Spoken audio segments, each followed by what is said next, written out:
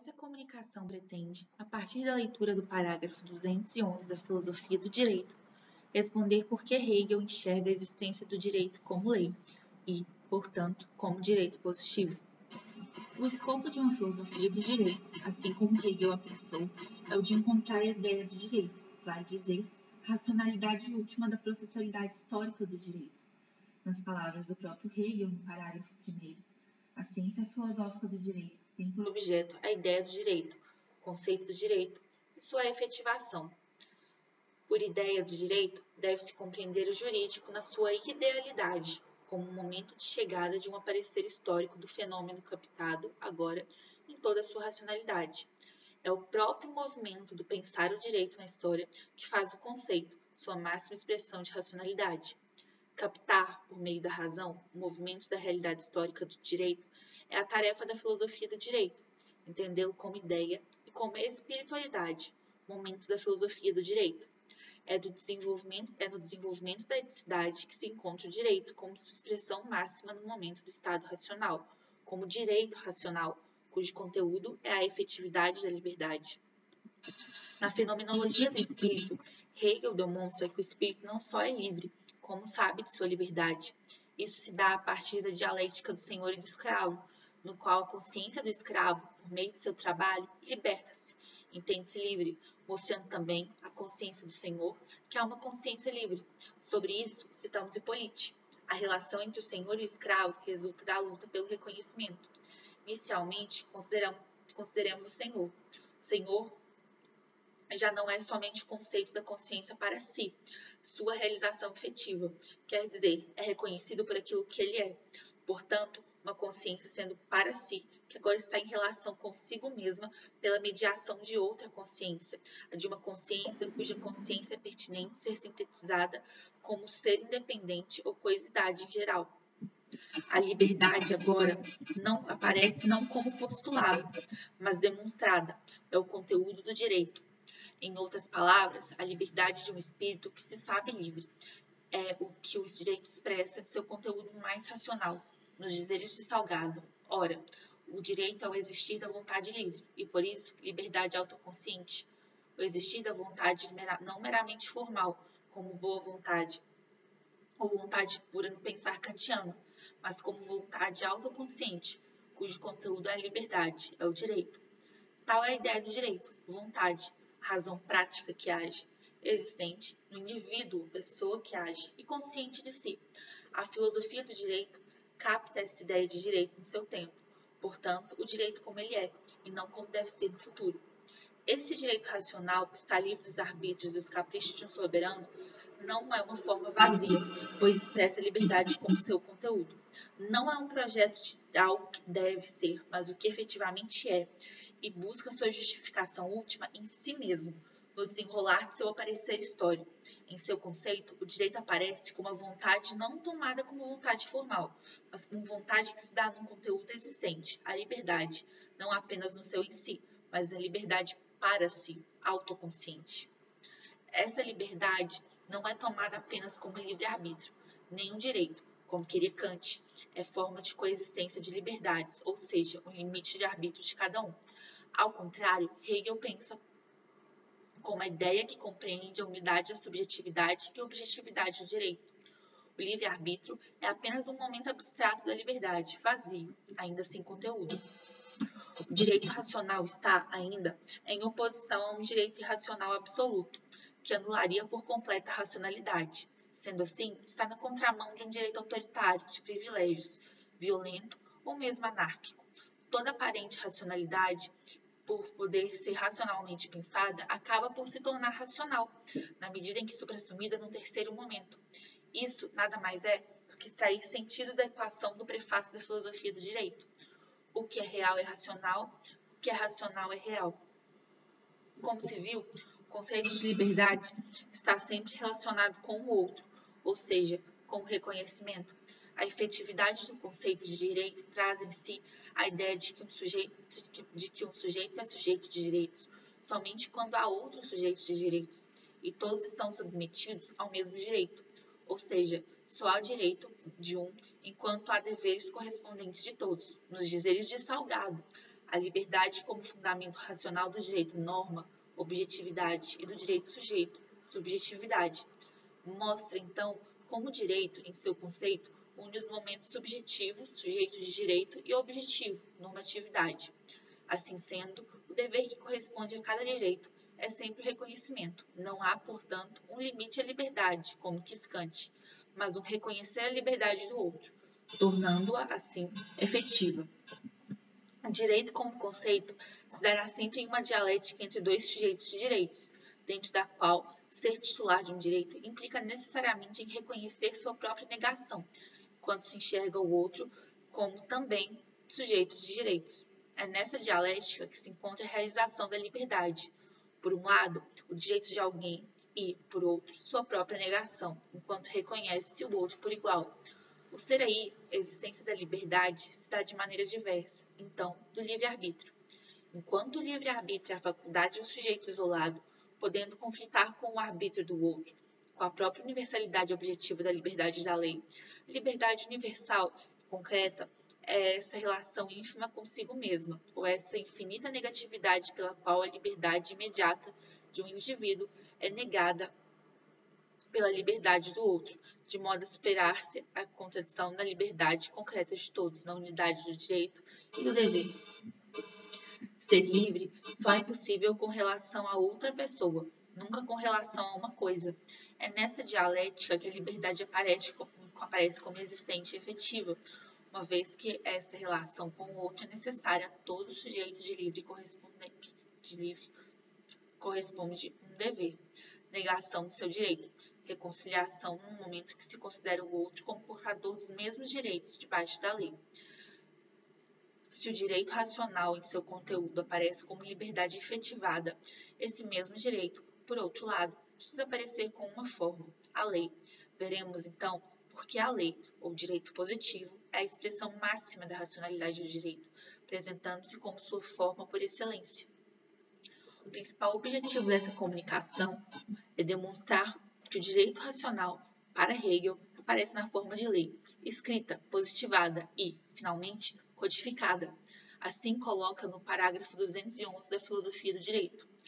O que é direito em si é direito posto em seu ser aí, objetivo, isso é, determinado para a consciência pelo pensamento, conhecido como o que é direito e como o que vale. É a lei, o direito, por essa determinação, é direito positivo em geral. Em primeiro lugar, Hegel coloca a existência do direito ser aí vinculada à lei, ou seja, direito existe na realidade enquanto lei. Nos dizeres de Salgado, a forma racional mais elevada de expressão do direito é a lei. Por meio da lei, o direito arbitrário perde existência. Toda forma de unilateralidade e privilégio desaparece com a lei, cuja característica não é ser norma para este ou aquele indivíduo, mas preceito geral. Assim sendo, o direito racional, por meio da lei, diferencia-se do direito arbitrário oriental, no qual a vontade do soberano dita a norma a ser aplicada, e até mesmo o direito honorário e pretoriano, mesmo reconhecendo que neste as fórmulas carecem de prévia aprovação pelo pretor. Segue a isto uma crítica ao direito consuetudinário. O costume, uma forma de existência do direito, ainda é aberto a possibilidades de arbítrio de quem aplica, podendo gerar um direito de privilégios. Nas palavras de Hegel, é uma ilusão crer que eles, os direitos consuetudinários, pela sua forma de ser enquanto hábitos, devem ter a vantagem de ter passado a vida, pois as leis vigentes de uma nação, por terem sido escritas e compiladas, não cessam de ser hábitos. O filósofo mostra que o costume, além de ser passível de gerar arbitrariedades de um aplicador, não possui em si a suposta vantagem de carregar os hábitos de uma sociedade. Escrever e compilar os direitos, dando-lhe maior racionalidade, não torna o direito morto. Ao contrário, estes direitos escritos carregam em si os hábitos, trazem neles a expressão dos valores que aparecem historicamente na sociedade que ele regula. Hegel aqui faz clara defesa do sistema de direito romano-germânico, frente ao sistema inglês, como um logo. O direito consuetudinário traz em si o problema a ser conhecido por poucos. Pode até expressar hábitos de uma sociedade, mas porta a carência da universalidade. Necessitam ser escritos e, quando são, estão em papéis inacessíveis como decisões judiciais. não se dá o conhecimento de todos, mas só de alguns esclarecidos. Mais que isso, pela espécie de flexibilidade e pouca objetivação, acabam por deixar facilmente o arbítrio de um julgador sobrepujar a regra previamente estabelecida. Nas palavras de Salgado, a lei é, para Hegel, o direito no plano do conceito, direito refletido, consciente ou sabido, direito para si, preciso nas suas determinações, determina o arbítrio e dá acesso à segurança, ao contrário do costume, direito inconsciente, sem precisão nem segurança jurídica, nem conhecimento claro, inconsistente, sujeito ao arbítrio da escolha e da interpretação e submetido à irracionalidade da contingência. A efetividade ou objetividade do direito é, assim, dada pela lei, forma de seu reconhecimento universal. A racionalidade do direito, então, mostra-se sob dois aspectos, um de conteúdo e outro de forma, enquanto a liberdade dá sua substância, a forma mais acabada de sua racionalidade é a lei. Segundo Salgado, quando a forma de existir do direito a torna possível a manifestação mais clara e inequívoca de sua racionalidade, considerando como estruturação da liberdade, é a lei. Reside aí o motivo pelo qual Hegel aponta a coincidência da existência, ser aí, do direito e da lei. Resta-nos apontar as críticas feitas ao direito natural e ao justnaturalismo. Hegel não se preocupa com escolas de direito natural que buscam fundamentação do direito em Deus. Elas estão no campo da representação religiosa, não da filosofia, momento de demonstração rigorosa dos conceitos. Ao criticar o direito natural, Hegel tem em mente o justnaturalismo clássico, que buscava a fundamentação do direito na racionalidade de uma natureza deste próprio direito, inaugurado pelo racionalismo de Descartes.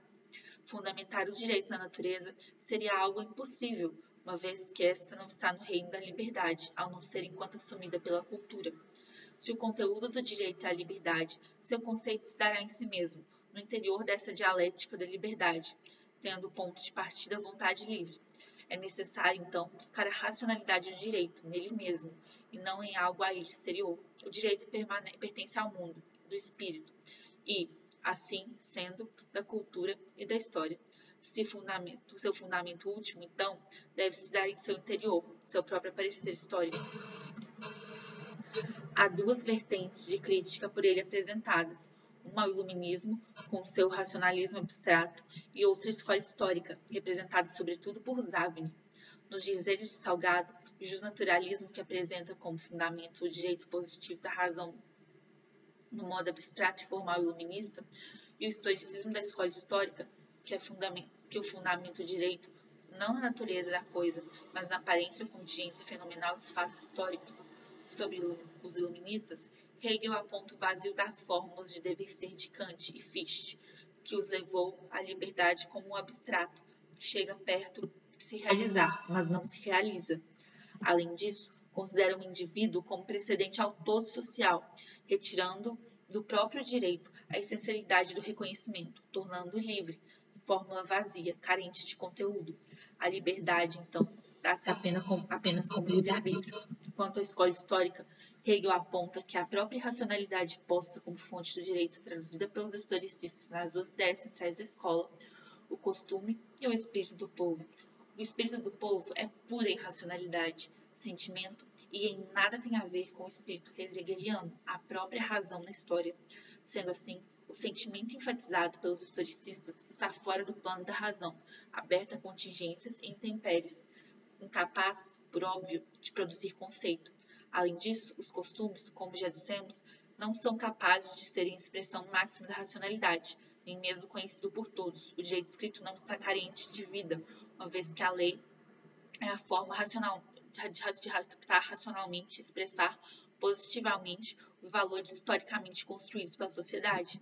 Dessa forma, falar em direito natural em Hegel só é possível enquanto o termo é tomado por investigação da natureza, ou seja, do ser, da existência real do próprio direito. Isso significa o final do parágrafo 211, em que o filósofo aponta que o direito é direito positivo em geral.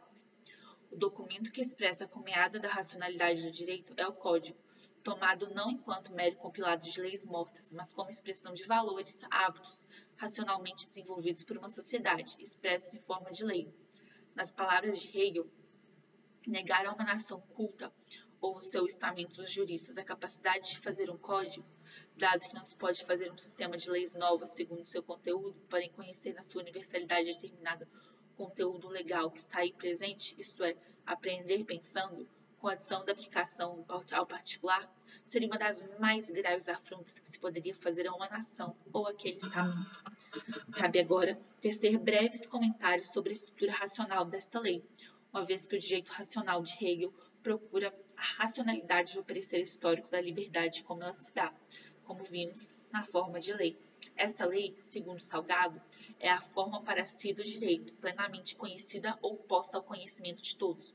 Por isso, é válida e eficaz, na medida em que realiza o conteúdo da liberdade em dois sentidos, sabido e querido. Destarte, a lei é a vontade, o direito, que se quer e que se sabe, vontade da vontade e saber da vontade. Esse direito, que se quer e que se sabe, realiza-se em dois planos, o da posição, pelo qual a lei é posta, pelo poder competente e vale, e o da aplicação, pela qual a lei deve ser seguida ou cumprida. Sendo assim, a lei realiza, portanto, segundo Salgado, a superação da unilateralidade subjetiva do arbítrio, a unilateralidade objetiva do costume, que caracteriza o direito oriental pretoriano e o direito consuetudinário, a vontade do legislador e a universalidade ou objetividade do conteúdo da lei incluem uma dialética submersa e que se revela no seu conceito. Conclui-se que o conceito de direito em Hegel, ou seja, a expressão da racionalidade do aparecer do fenômeno jurídico na história, tem como conteúdo a efetividade da liberdade, apresentada como sua forma na lei escrita, tendo um momento de máxima racionalidade na codificação. É por isso que o adendo ao parágrafo 211 diz: o que é direito, somente pelo fato de tornar-se lei, recebe com isso não apenas a forma de sua universalidade, porém sua determinidade verdadeira.